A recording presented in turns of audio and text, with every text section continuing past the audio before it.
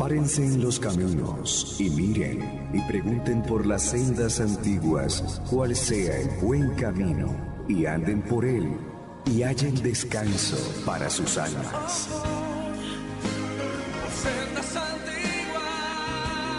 Sendas Antiguas es un programa que te lleva a reflexionar y a tomar decisiones correctas a la luz de la palabra. Es ahí donde quiero andar. En Sendas Antiguas, usted descubrirá el verdadero camino que le lleva a Dios. Sendas Antiguas. Es ahí donde quiero andar. Porque viva y eficaz es la palabra de Dios. Con ustedes, el pastor Ricardo Villa.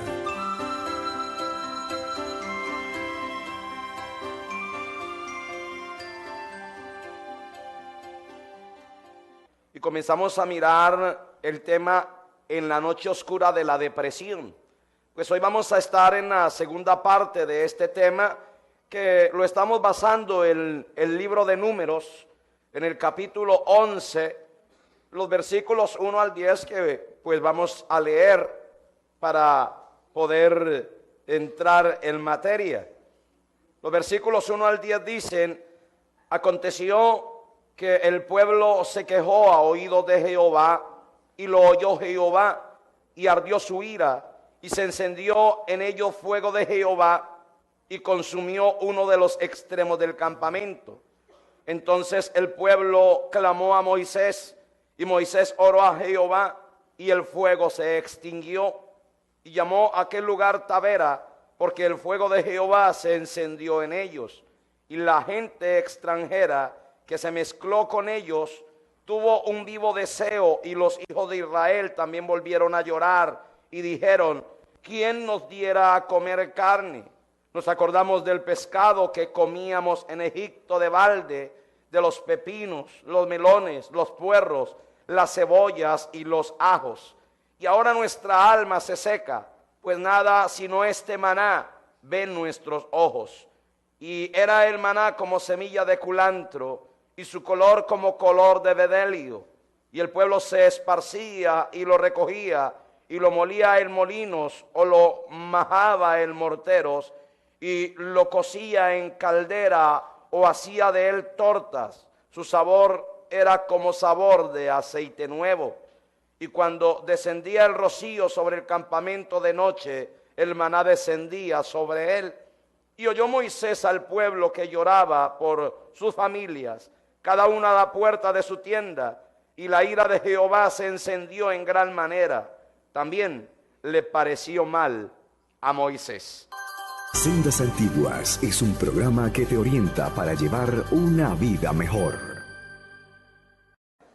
Decíamos nosotros en este tema al inicio, a manera de preguntas: ¿puede un cristiano sentirse deprimido? ¿Es pecado la depresión? Otra pregunta que nos hicimos: ¿por qué esta moderna plaga emocional afecta a tantas personas, incluidos creyentes, consagrados y maduros en la fe? Y nos hacíamos otra pregunta: ¿no es Cristo el mejor médico y la oración la mejor terapia? Estas preguntas comenzamos a responderlas a la luz de este suceso o impasse en la vida de este gran caudillo judío que tenía una meta de parte del Señor y que estaba pasando pues por una cuestión o por un sinsabor duro para él en ese momento. Y comenzamos a mirar una serie de tópicos que, si nos detenemos en ellos hoy, pues ahondaríamos algunas cosas más, pero no avanzaríamos en lo que queremos para darle culminación a este tema. Hoy vamos a estar mirando el cuarto tópico, y es la causa de la depresión de Moisés. La descarga emocional, abrirle su corazón a Dios sin reservas, le da a Moisés luz en cuanto a su problema. El hombre confundido de la primera etapa está ahora en condiciones de ver su situación con más claridad, hasta el punto que él mismo llega a ver las causas de su depresión. Lo que podemos analizar en la vida de Moisés es que para poder erradicar un problema de nuestra vida, en este caso la depresión, pues tenemos que localizar qué es lo que la causa. Y Dios nos da a nosotros la sabiduría para poder ahondar en nosotros mismos, cuestionarnos a nosotros mismos. ¿Por qué me siento de esta manera? ¿Por qué estoy pasando por esta situación? Algo tiene que provocar esta situación en mi vida. Tal vez, digo yo, eran preguntas que se hacía Moisés y preguntas que le sirvieron para comenzar a indagar, para buscar minuciosamente dentro de sí por qué causa se sentía como se sentía. Recuerde que Moisés como que le presentó la carta de renuncia a Dios. Moisés le dijo a Dios que él ya no quería seguir más con esto. Y la depresión de Moisés llegó a tal punto que Moisés deseó la muerte. Él deseaba morirse. Y aquí se puede entender algo fundamental. Y es una cosa es lo que uno desea en ese momento, porque cuando uno llega al fondo de la depresión, uno cree que todo acabó, que ya hicimos todo, que lo mejor es morirnos. Ese era el sentir de Moisés. Como estaba pasando por una situación tremenda, él creyó que ya él no tenía nada más que hacer, que ya todo estaba hecho, que habían otras personas mejores que él, que podían realizar la tarea que él estaba realizando. Pero una cosa es lo que nosotros pensamos y otra cosa es la que piensa Dios. No siempre lo que nosotros sentimos es lo que Dios quiere que sintamos. Dios no quiere que usted y yo nos sintamos fracasados, pero muchas veces lo sentimos fracasados. Dios no quiere que usted y yo nos sintamos agotados de recursos, pero la verdad es que muchas veces nos sentimos agotados de recursos.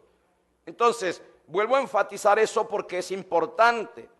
Muchas veces nosotros nos sentimos, pero como nosotros nos sentimos, no es como Dios quiere que nosotros nos sintamos. Y eso hizo que Moisés comenzara a detectar el causal de aquello que lo tenía en depresión. Y en Números 11, versículo 14, Moisés ya comienza a detectar su situación, ya comienza a ser más claro. Dice: no puedo yo solo soportar a todo este pueblo que me es pesado en demasía. Mire el brillante diagnóstico que Moisés sacó de su vida.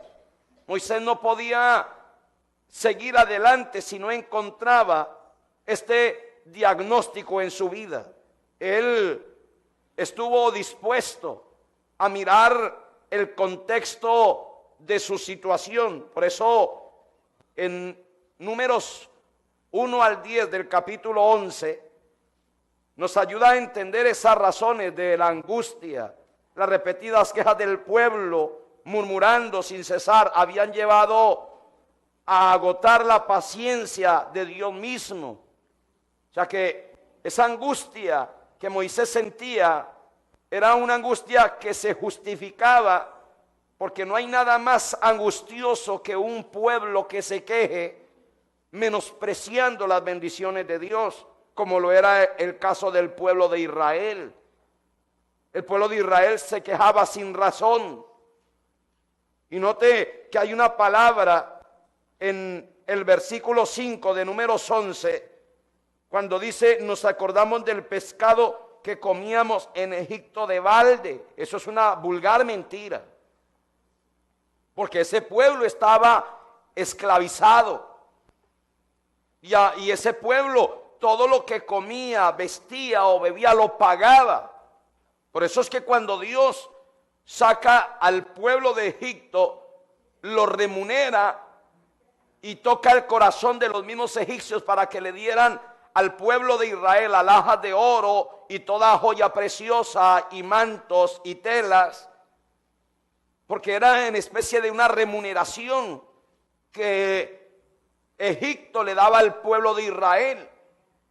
O sea que ellos están en su deseo diciendo algo que es mentira, como de pronto lo puede decir alguna persona que pasando momentos difíciles dentro del evangelio dice: es que a mí en el mundo no me iba tan mal, es que a mí en el mundo, hablando cuando se era inconverso, no era que las cosas me estuvieran saliendo como tan mal. Pues sí, es cierto, tenía problemas, pero es que no tanto como los que tengo ahora. Eso es una vulgar mentira también. Sí, dentro del evangelio tenemos problemas. El mismo Señor no nos ofreció un camino sin espinas, no nos ofreció un camino donde nos iban a dar palmaditas y todo nos iba a salir bien. El Señor fue claro, dijo: en el mundo tendréis aflicción. Entonces nuestra confianza no debe estar puesta en la manera en que el mundo nos trate, sino que nuestra confianza debe estar puesta en que Cristo venció al mundo. Alabado sea el nombre del Señor. Y si Cristo venció al mundo, nosotros con Cristo podemos vencer también el sistema mundanal. Alabado sea el nombre de mi Señor Jesucristo. Entonces, nos sorprende la tremenda tensión emocional de Moisés, que acababa por minar su resistencia psíquica. O sea, estamos ante una clara depresión por agotamiento. Ahí tenemos deprimido y sin esperanza al siervo a quien Dios había confiado una misión muy especial, o sea, conducir al pueblo por el desierto, un desierto tan literal como metafórico. Entonces, la desobediencia del pueblo había agotado la paciencia y la capacidad de resistencia de Moisés, hasta llevarle a una depresión profunda. Si pudiéramos de pronto sacar un consejo a nivel congregacional en comprensión a la labor pastoral, le diríamos al pueblo que muchas veces se lleva al estrés a un pastor por un remanente desagradecido que no valora el esfuerzo de un pastor, que de pronto esa congregación cree que ese pastor es de hierro, que no siente, que no se aflige. Y por eso felicito a aquellas congregaciones que tratan bien a su pastor, entre esas congregaciones esta, que puedan seguir valorando el esfuerzo que hace aquellas personas que están al frente, porque aunque el mundo cree que esto es fácil, déjeme decirle, pastorear no es fácil. Pastorear no es así como tan aclimatizado como se cree. Para esto se necesita que Dios le dé a uno un corazón de pastor, comprender a la gente, entenderla, ayudarla, sin guardar rencores, sin hacer acepción de personas. Y esto bien valorado, pues va a ayudar a aquel siervo a que haga la labor con más ahínco, con más amor. Moisés estaba pastoreando una congregación muy desagradecida, congregación que cuando entraba en momentos de crisis, lo primero que decían era: apedreemos a Moisés, vamos a encenderlo a piedras, si él está de terco a llevarnos allá, porque decían ellos, él fue el que nos sacó a nosotros de Egipto. Nosotros nos vamos a morir en este desierto por culpa de Moisés. Nuestros hijos se van a morir en este desierto por culpa de Moisés. Mire que la angustia y la aflicción, pero también el desagradecimiento, hace que la gente se olvide verdaderamente quién lo sacó de Egipto. Pregunta: ¿fue Moisés el que sacó a Israel de Egipto? No, Moisés era el instrumento de Dios. El que sacó al pueblo de Egipto fue Dios. Por eso, unos pasajes más adelante, unos años más adelante, otro siervo de Dios que estaba también en una situación semejante a la de Moisés, cuando un pueblo en formación menospreció a Dios, queriendo ser como las demás naciones, menospreciando a un hombre tan, digámoslo así, tan estricto, tan ético como lo era Samuel. Y ellos dijeron, es cierto, tenemos al profeta Samuel, no hay ninguna tacha en él, pero es que nosotros queremos ser como las demás naciones. Y eso llegó a oídos del pueblo y eso angustió a Samuel. Y Samuel se sentía menospreciado. Y Dios, ¿cómo conforta el corazón de su profeta? Le dice, tranquilo Samuel, porque no te han desechado a ti, a mí es quien han desechado. Mire que cuando uno está en momentos de angustia, uno cree que lo que le está pasando es por culpa de alguien. Y resulta que detrás del proceso de formación está nada menos y nada más que Dios. Dios muchas veces nos mete por el valle de la angustia. Dios nos mete por el valle de la escasez. Dios nos mete por el valle de la enfermedad. Ahí Dios necesita que aprendamos algo. Uno va a la Escritura en los principios de la vida ministerial de nuestro Señor Jesucristo. Y lo más tremendo es que después de que es bautizado por Juan el Bautista y es hecho un milagro, porque dice la Escritura en ese momento maravilloso que el Señor se estaba bautizando o lo estaba bautizando Juan en el Jordán, dice que los cielos se abrieron, que se escuchó una voz del cielo que dijo, este es mi Hijo amado en el cual hallo contentamiento, y que descendió el Espíritu Santo en forma corporal como de paloma. Y allí fue algo tremendo, pero unos versículos más adelante dice, y el Espíritu Santo llevó a Cristo al desierto para ser tentado por el diablo. Entonces, uno muchas veces cree que Dios no está detrás del asunto. Una enfermedad, un momento de escasez, y uno cree que está solo porque es que es increíble que Dios me vaya a permitir pasar por el valle de la enfermedad. Es increíble que Dios me vaya a pasar a mí por el valle de la escasez, si Él tiene todo poder. Él prometió que no me moriría de hambre, y Él lo que promete lo cumple. Alabado sea el nombre del Señor. Porque la verdad sea dicha, hasta ahora la historia no registra a ningún evangélico que se haya muerto de hambre. Pero la historia sí registra a evangélicos que han pasado necesidades.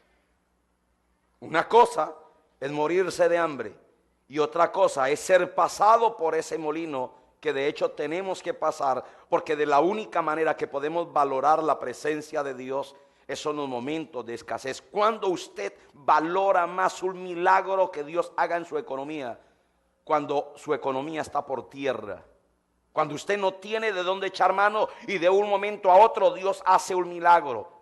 No es lo mismo ese milagro en ese momento de escasez que usted está pasando, que de pronto usted teniendo abundancia y Dios multiplicándole. No se vería la diferencia. Por eso aquí tenemos nosotros que comenzar a entender que para todas aquellas incógnitas siempre Dios tiene una respuesta. Ya hemos analizado la situación del profeta Moisés, un hombre en medio de una angustia, en medio de un problema. Ahora, no solamente vamos a mirar un lado del problema, una parte del problema, lo vamos a mirar en general. Por eso encarguémonos de la respuesta de Dios. ¿Tiene Dios respuesta para esos interrogantes que se formulan en la vida mediante la necesidad, a través de la escasez, de la enfermedad, a través de muchas cosas que nosotros no entendemos, pero que Dios las permite? Claro que tiene respuesta. Llegado a este punto, debemos examinar un aspecto crucial del pasaje que es también clave para un adecuado tratamiento del deprimido. ¿Cómo actúa Dios? Es la pregunta. Veamos la respuesta que el mismo Dios le da a Moisés. Números capítulo 11, versículos 16 al 17.